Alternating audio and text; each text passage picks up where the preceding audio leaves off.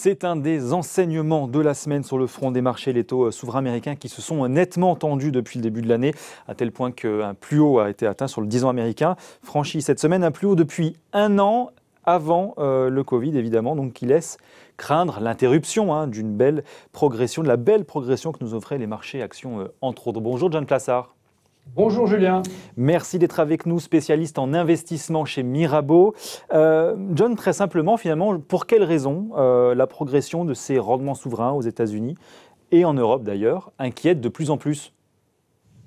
Écoutez, en fait, ce n'est pas la hausse du rendement, c'est le message qu'on nous donne derrière. Ouais. Et le message, c'est quoi ? C'est qu'en fait, il y a une crainte que l'inflation arrive beaucoup trop vite et l'arrivée de l'inflation pourrait potentiellement changer, faire changer de fusil d'épaule. Ce qui est en train de faire la Fed et la Banque Centrale Européenne, c'est d'être accommodante avec les marchés. Alors, et d'ailleurs, je vous coupe, mais c'est pas tant finalement le niveau qui inquiète, vous l'avez dit d'ailleurs, c'est finalement aussi la rapidité, la force avec laquelle ça s'est fait. On est à 3 points de base, ça reste modeste, mais on était à 0,9 je crois, fin 2020, il y a 6 semaines seulement. Ça s'est fait très très vite.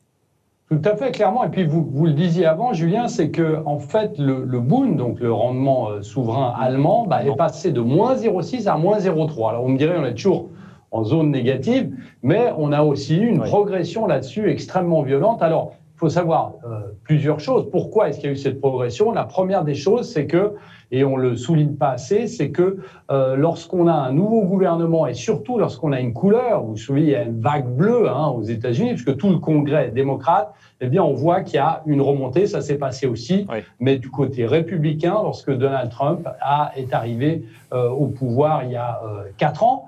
On voit aussi ici qu'on a des anticipations d'inflation. Il y a une mesure aux États-Unis et aussi en Europe qui s'appelle le 5 ans, 5 ans, c'est-à-dire dans 5 ans, où sera l'inflation 5 ans plus tard, là aussi, on voit une forte progression.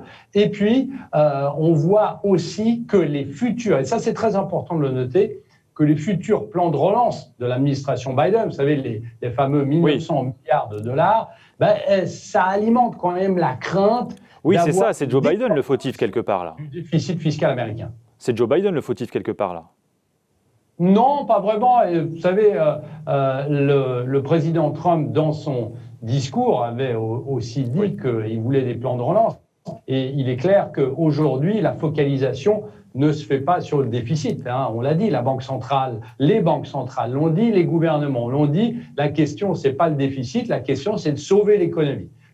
Bon. Donc aujourd'hui, on n'en est plus là, on ne parle pas d'aide. Je sais que, évidemment, ça va être un problème dans un moment, notamment pour les générations futures, notamment pour la question de le remboursement et, évidemment, le sujet dont on parle aujourd'hui sur l'inflation. Donc si on fait un petit tour d'horizon, justement, c'est quoi les conséquences, d'une certaine manière, sur les différents secteurs ?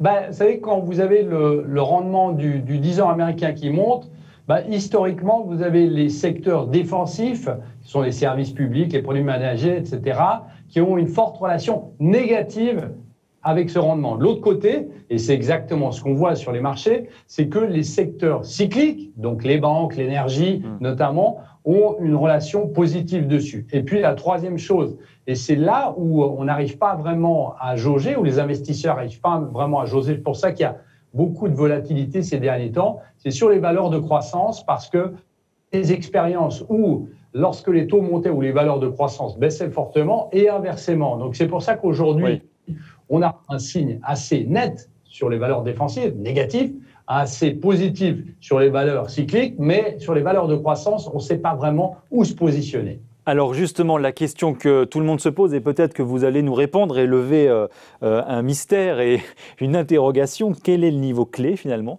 qu'il ne faut pas dépasser justement pour le 10 ans américain ? Quel est le seuil d'alerte ? Écoutez, c'est assez intéressant. C'est vraiment la question que tout le monde se pose.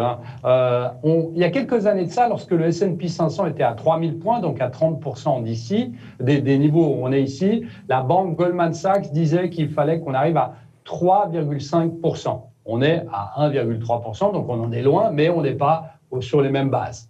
En début de semaine, vous avez la banque Nomura qui a dit que si on arrivait à 1,50, ça commencerait à préoccuper les investisseurs. On est à 1,30.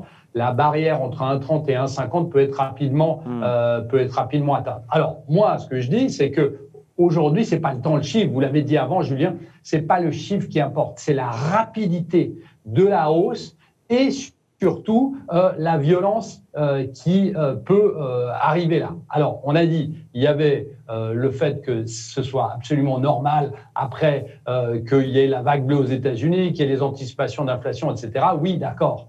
Mais je pense que ici, si on devait, par rapport à ce qu'on avait, donc on montait de 0,90 à 1,30, si on devait arriver, s'il fallait que je donne un chiffre, eh bien, je pense que ces fameux 1,50 sont un seuil psychologique très important où là, même si les banques centrales n'arrêtent pas de répéter qu'elles ne vont pas changer leur fusil d'épaule cette année, oui. Eh bien, vous allez avoir le marché qui va commencer à se poser des questions. Et quand on se pose des questions, bien évidemment, c'est mauvais pour les indices. Oui, parce que surtout que Jérôme Powell qui nous avait dit non, il n'y aura pas d'inflation importante et prolongée, donc tout va bien, ne vous inquiétez pas. Est-ce qu'aujourd'hui, ce scénario et ces paroles, aujourd'hui, on peut se permettre de les mettre en doute? Est-ce qu'il y a une probabilité que ça ne se passe pas comme ça?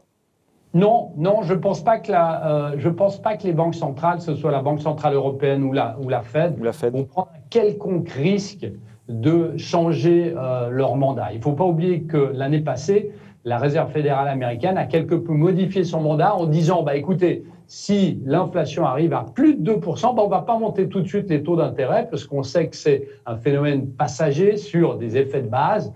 Et je pense que c'est exactement la même chose pour la Banque centrale européenne. Mais aujourd'hui, même s'ils le répètent, et on l'a vu cette semaine dans les minutes de la Fed, eh bien, ça pose quand même un certain problème aux investisseurs. Et il faut surtout rappeler, Julien, que tous les indices, les principaux indices américains sont quasiment sur des sommets historiques. Est-ce que ça nous met à l'abri d'une contamination en Europe? On le voit justement, vous parliez effectivement des taux allemands, les taux français aussi. Bon, on prend quasiment 20 points de base depuis janvier. Qu'est-ce qui va se passer? C'est quoi les scénarios chez nous en Europe? Je pense que c'est exactement la même chose, c'est-à-dire qu'on a une sous-performance des valeurs défensives et une surperformance, ce qu'on appelle cette fameuse rotation cyclique, des valeurs cycliques et value.